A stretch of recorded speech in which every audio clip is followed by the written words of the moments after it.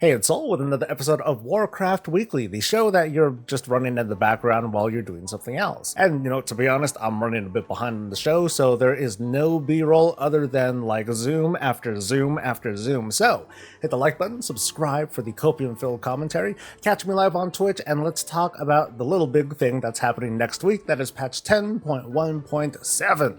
The mini guide is going to come on Monday, but consider this as a sort of early review. For many out there who are impatiently waiting for the next season, this patch ain't it. It's likely that a chunk of the questing is going to be chapter 1 of next season's quest campaign, meaning that it's going to be a good idea to knock that out at some point. But for the dedicated big 3 sorts of players, the I don't care about outdoor content at all crowd, relax, just hang out and do whatever it is that you're doing. For everyone else, 10.1.7 is another embrace of evergreen non-season activities and a refreshing expression of lessons learned from the WoW team after the likes of Forbidden Reach and Zerlin Caverns and Time Rifts. After seeing the Fury Incarnate cinematic this week, I've got a feeling that we're going to see some very heavy story beats that'll get us excited for 10.2 and Season 3, and then we're going to be welcome to Dream Surges, or what is basically kind of like the Season 2 of the 4 Dragon Isle zones. Now, I said lessons learned, and here's what I'm talking about. Throughout Dragonflight, I think that the presentation of outdoor activities has been great, with lots to do and a relaxed commitment. But there are still what some consider flaws. The biggest is that these events and activities are built around most of the population being present. An island full of super rares is nothing when you've got a cloud of people jumping from point to point and they're just tapping them real quick for credit before they happen to melt. But once people move on and you arrive because you're farming for like a certain something, well, now it's going to be a heck of a lot tougher. There's no guarantee that there are people on the pre-made group tool to answer your call. The rares may or may not be soloable. They may or may not be killable in a reasonable amount of time.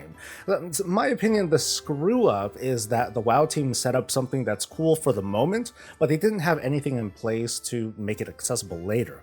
Maybe they were counting on addressing these points in a hotfix. New scaling tech happened to not make it in for launch, woulda, coulda, shoulda, but what's done is done. Dream Surges, though, are different. Think of it like a week-long emissary quest in a zone. The main activity is to pick up a quest and complete the activities of your choosing until you hit 100%, and then ta-da, you get to choose a piece of champion-level gear via vendor that can be used to convert into tier sets, and you get a path to upgrade those into item level 437. You can do world quests in the area, you can kill rares, you can find like glowy stuff on the ground, or even floating in the air. There's an intro quest that has you do a little bit of everything, but afterwards, if you don't feel like killing rares, then cool, don't do it. By the way, killing rares happens to be the fastest way to complete this quest, so maybe you do want to do it. And after a few short weeks after that, when everyone's moved on to 10.2, or a few months or a few years go by, those Dream Surges are still probably going to be there. They're probably still going to be completed the same way. I wouldn't go as far as to call this kind of system clever, though. Like, in a way, we almost gone full circle back to the Legion and the BFA style of world questing, only this time there's a straight up vendor there to manage your gains. Well, we could say what we want, but I think it's a relief that Dream Surges are accessible and they stay accessible. And some of us might be thinking, oh, well, shucks, this is not a lot of content to do at all. But then I'll have to ask, like, how big of an activity to have knowing that 10.2 is in the horizon, because the new season, that's not happening next week. There are also changes to leveling in a sort of indirect way. According to calendar data, the level requirements for Timewalking have been lowered, but here's the twist. It depends on the expansion. For example, next week with the launch of 10.1.7 is Wrath of the Lich King Timewalking. Your characters can now be as low as level 30 and they can queue up for it. And the same goes if Burning Crusade Timewalking happens to be that week, and that's going to come with the Turbulent Time Waste thing. When Cataclysm and Mists of Pandaria roll in, you can run Timewalking as low as level 35. When it's Warlords, the level requirement goes up to 40, Legion, it goes up to 45, and someday when BFA and Shadowlands come around, it's going to be set to like 50 or higher probably. I'm sure some folks are wondering, okay, well, why not let people queue up as low as 20, eh? Or how about even lower?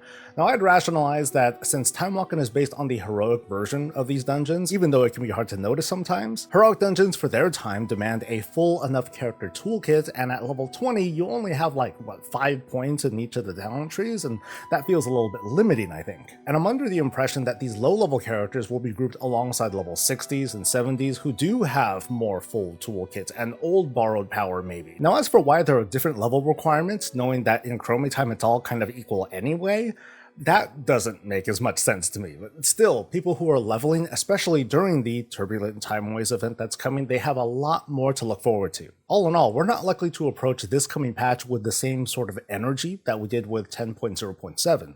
The notable difference between these two patches is that there's no Onyx Amulet kind of item that we can expect. Now, I'm not saying that there's definitely not one coming or happening, just that we haven't seen any indication of it at all, aside from some mysterious arcane forge that was seen in Valdrakken for like only a week, which also might mean something totally different. There will be quests that are, I guess, strategically timed throughout this patch cycle. There are going to be some big moments and reactions from people playing through the Draenei customization quest and the Night Elf and Undead heritage quest lines. And for some reason, this and pretty much every Dragonflight patch is getting dressed in the nines with promos and events. There's that Turbulent Timeways event that I've been mentioning. It's going to be happening as we impatiently wait for 10.2. It's another rolling of the red carpet alongside Dream Surges to help these freshly leveled characters move along. And there are so many other promos that I'm going to just gloss over real quick. Like there's like these big summer sales on WoW, including services. There's the Prime giveaway for the Tabard. The Trading Post and Secrets of Azeroth events conveniently are drawing people's attention. There's another Tender bundle this time with a Transmog ensemble. The Pirate Recolor Twitch drop is happening next week with the patch. The Seafarer and Mountain bundle are also being made available. Like, I wonder what the next expansion is going to be about.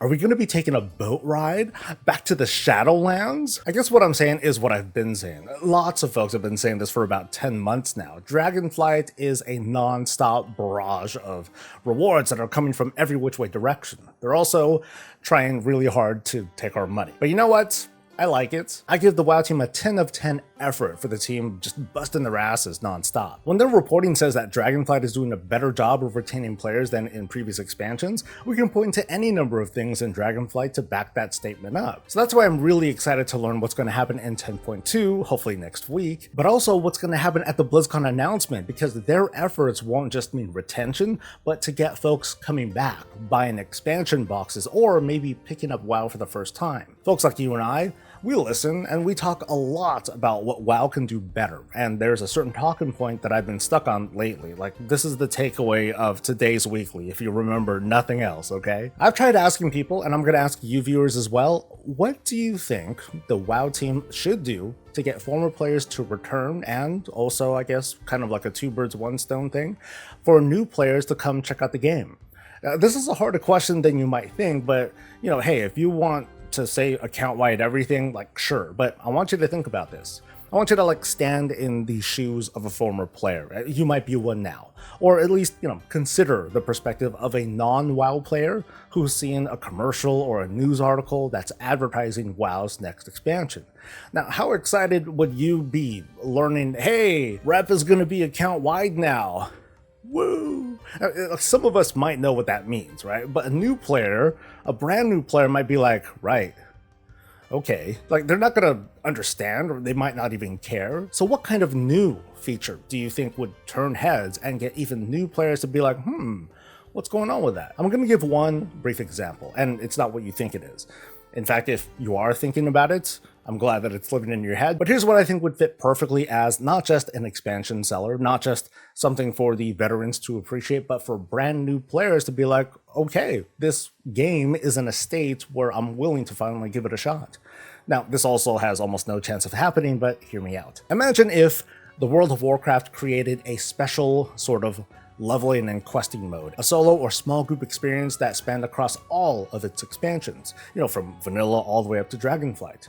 It would not be like this really short 3-hour leveling binge, but it would be a full-on questing experience, tens of hours long, from humble beginnings and, going through the Dark Portal, to Northrend and enduring the Cataclysm, to finding their way through Pandaria, the return to Draenor, the Legion invasion, the battle for Azeroth, to the Shadowlands conflict, and the events of Dragonflight, maybe. For those who are familiar with Final Fantasy XIV, it's pretty much that. I'm asking for a main story quest, or MSQ, through 20 years of hand-picked history. Unlike Final Fantasy XIV though, it's going to take players into dungeons and raids that are redesigned just for this experience, with like scripted fights and NPC companions if one wants to solo it, but of course if people want to group together, sure, they can do that too to get that kind of small group experience. And then with every new expansion, that MSQ grows just a little bit longer, adding an abridged version of the 2-year expansion period with, the launch content, the patch content, as well as the raids and dungeons.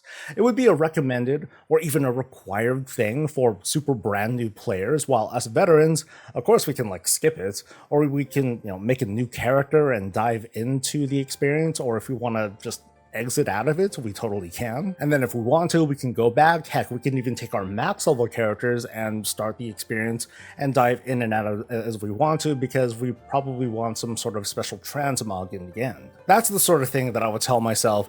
It would be something super awesome. It would be this really great opportunity to celebrate Warcraft's history while creating this evergreen, this always growing feature for anyone to jump into. And the WoW team can pitch this sell like, hey folks, have you never tried out the World of Warcraft before?